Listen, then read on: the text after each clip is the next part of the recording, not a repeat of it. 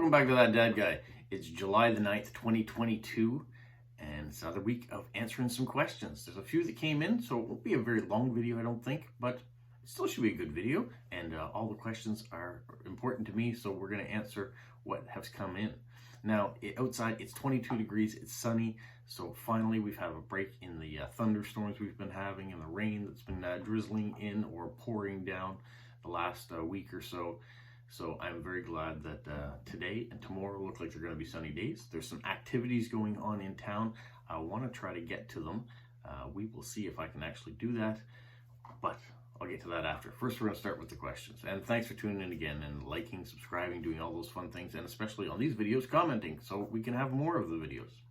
The first question comes from Snail Mail with Smokey, and he's in Wisconsin. He says, what advice do you have for someone like me who's thinking about beginning their own YouTube channel? Well, first off, let me know if you do, because I will be subscribing to you, just as you have done for me. The first advice I have is it's got to be about patience. So if you love doing it, do it for yourself, because that's all there really is to it. It's not a money maker unless, I guess, you're someone that hits off real quick. Whatever your content is becomes super popular, excuse me, because you need to have 1,000 subscribers and a bunch of hours of watch time on your videos before you even start getting any sort of an income from YouTube. So for me, I've been doing this for a while now, and almost daily videos for a year and a half, and I'm at 422 subscribers. So I don't do it for the money, because there is no money, but I enjoy what I'm doing, and that's why I do it. So you gotta have a passion about it. Also, you also have a little bit of a thick skin, because there are always haters. There's going to be comments that are going to be left on your videos that are going to be negative. I just delete them now. I don't give them any responses and anything like that.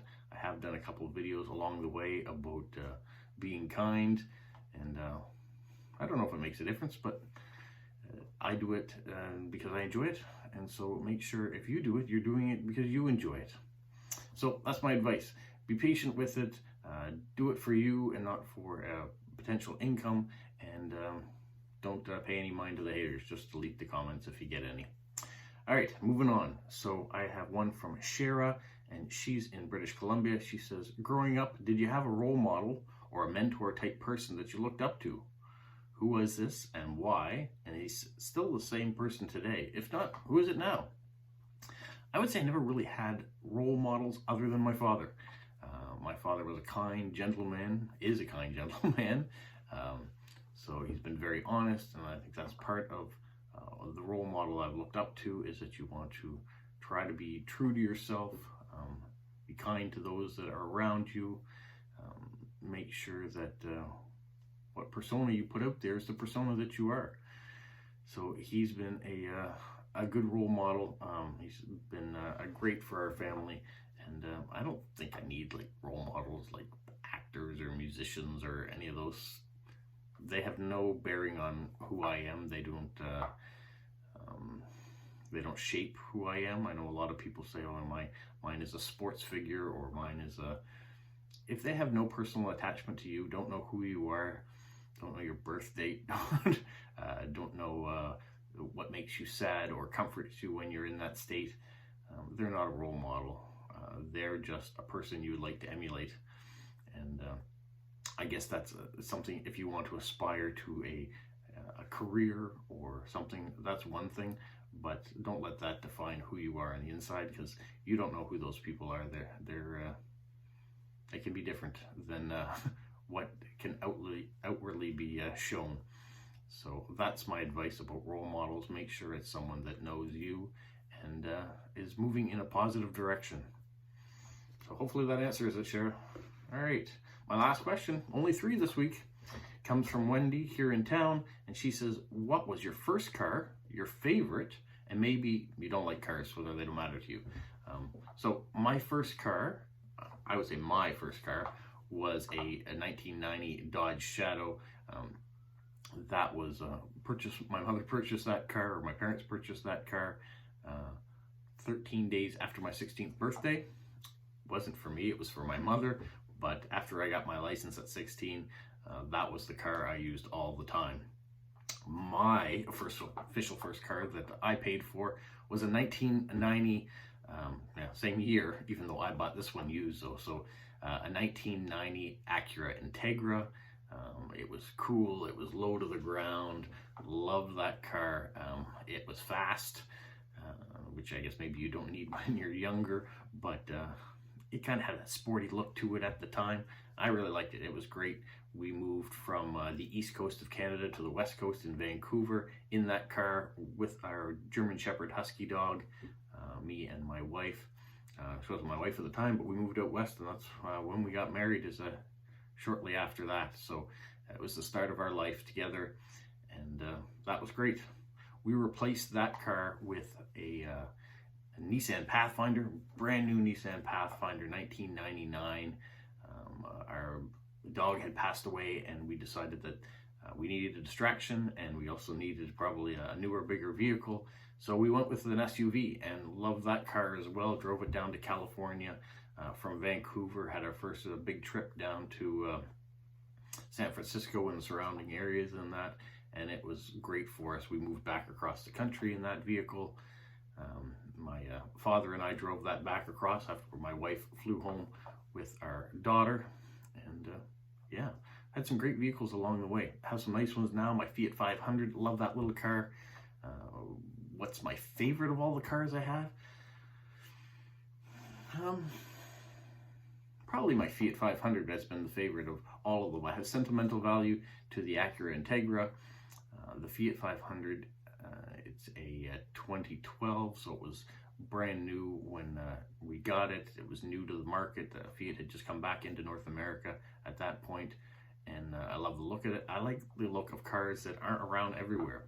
Now there are more Fiats around, and our little green one is, or olive, is not as in great shape as it once was, because it's 10 years old now. It's got rust on it. It's got things like the air conditioner doesn't work anymore. But I love that car. I'm enjoying my new Jeep Patriot that I'm driving now. That's got a different feel to it, and so that's great for work. Better than the Caravan. Caravan was more of a utility vehicle, and it was great to be able to put 7 people in, or put the 4 of us plus our dog, or whatever have you at the time. What I like, what cars I'd like to go to, Nissan Figaro, very cool car. They don't have them here in Canada, and I think they stopped making them quite a number of years ago, but I know you can get them shipped in from Japan, and they look really cool. I like things that are different. Not a lot into convertible cars, because I live in Canada and you don't get to use them all that often, and I don't like my hair getting blown away when I'm driving in a convertible. But yeah, when I was growing up, it was a Rolls Royce. That was the car of the future that I wanted. Always thought it was posh, it was very cool. Now that I've gotten older, not as much into that, but I do like Ferraris and McLarens and the look of those sports cars, even though there's nowhere around here really you can drive them with all the potholes that are around. Their suspension is way too low to the ground to be useful here in Eastern Canada, but there are a few around on the streets. People still do have them. Yeah. But that leads me into what's going on today. This weekend started yesterday, Thursday night. We have what's called the Atlantic Nationals. It's a giant car show that comes here, and people bring all their classic cars, some newer cars, some modified cars, and it's all outside. So yesterday, unfortunately, they had downtown blocked off, and the cars lining the streets. They have a bit of Centennial Park where our meetup was. The cars are in there as well. But last night it poured rain, so I felt bad for them. They had a concert going on and food trucks and that, but it was raining. It wouldn't have been very nice. So what I'd like to do, if I get time today, is zip over to that and show you a bit about what's going on at the car show, the Atlantic Nationals, and show you some of the cool rides that are in town. So if you are a car person, you might want to tune in for that. If you're just a me person, tune in for that anyway. See what's going on. I'm curious to see what showed up this weekend, and I'll show you that. Now, the other big thing that's happening as far as festivals is the Lobster Festival in Shediac. So Shediac's about 20 minutes away, and the Lobster Festival is the oldest festival in New Brunswick. For the last 2 years, they haven't been able to have it for obvious reasons. So now it's back bigger than ever. And they have a fair, and they have a giant table that they set up on tomorrow night that goes all the way down Main Street that everyone can eat a lobster dinner together. So it's a pretty cool event. They've got lots of different things around. I'm not sure if I'm going to make it out to see it this year. But if I do, if it ends up being something that works out that me and my wife get to go out to, I might take some video of that. But for sure, I am going to try to get in and get and see the Atlantic Nationals. So that's what's on store. Tomorrow, I'm going to have a bunch of postcards I'm going to have to write. I'll show you what I'm going to do, I guess, for that. Probably not going to show you all the postcards that have to go out because it was a great week at the mailbox. And so there's going to be a lot of things going on. So yeah, that's where we are today. Thanks for the questions. Make sure you keep them coming in. There's lots of topics to cover and lots of things to explore. And some of these you may want to even expand on some of the topics I touched on today. So thank you for that. Make sure you leave the comments. And then next week, I'll get back to answering them again. Enjoy the rest of your weekend. Stay safe. What, Polo? You say like, subscribe, share, and tell all your friends? Who's a good boy? Who's a good boy?